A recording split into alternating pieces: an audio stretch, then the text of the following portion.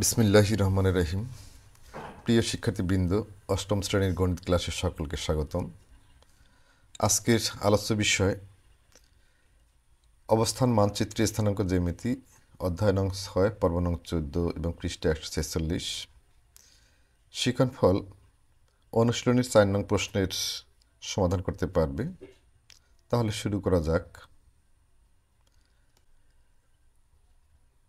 4 নং প্রশ্নটি হলো এ 1 - 1, বি টি 2 এবং সি বিন্দু হচ্ছে টি স্কোয়ার টি প্লাস 3। বিন্দু তিনটি সমরেখ হলে টি এর সম্ভাব্য মান নির্ণয় করো। 4 নং প্রশ্নের সমাধান: দেওয়া আছে একটি সরলরেখার সমরেখ বিন্দু তিনটি যথাক্রমে A 1 - 1, B t 2, C t square t plus 3। তাহলে এবি রেখার ঢাল নির্ণয় করতে হবে, তারপরে বিসি রেখার ঢাল নির্ণয় করতে হবে। তাহলে প্রথমে আমরা এবি রেখার ঢাল নির্ণয় করি। এবি রেখার ঢাল সমান y2 - y1 by x2 - x1। এখানে x1 হচ্ছে 1 এবং y1 হচ্ছে -1 এবং বি বিন্দুর x2 হচ্ছে t এবং y2 হচ্ছে 2। তাহলে এই মানগুলো যে আমরা এখানে বসাই, y2 হচ্ছে 2 মাইনাস y1 এর মান হচ্ছে -1, মাইনাস হচ্ছে +1 বাই x2 হচ্ছে t মাইনাস x1 হচ্ছে 1। তাহলে আমরা পাচ্ছি 2 + 1 বাই t - 1।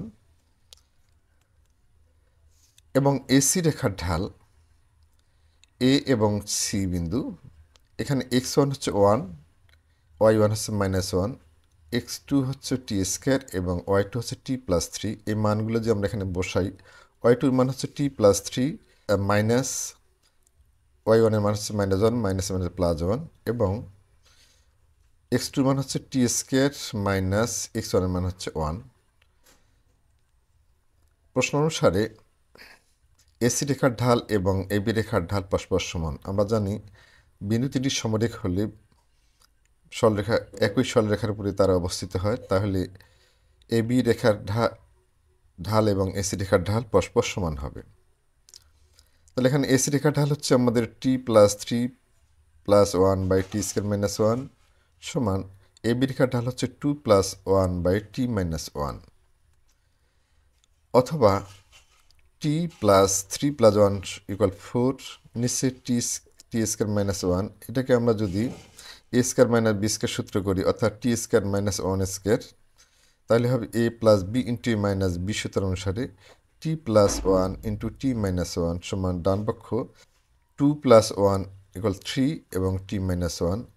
সমীকরণের নিয়ম অনুসারে উভয় পক্ষকে যদি আমরা টি মাইনাস 1 দ্বারা গুণ করি, তাহলে উভয় পক্ষ থেকে টি মাইনাস 1 বাদ যায় এবং থাকে টি প্লাস 4 বাই টি মাইনাস 1 সমান 3/1।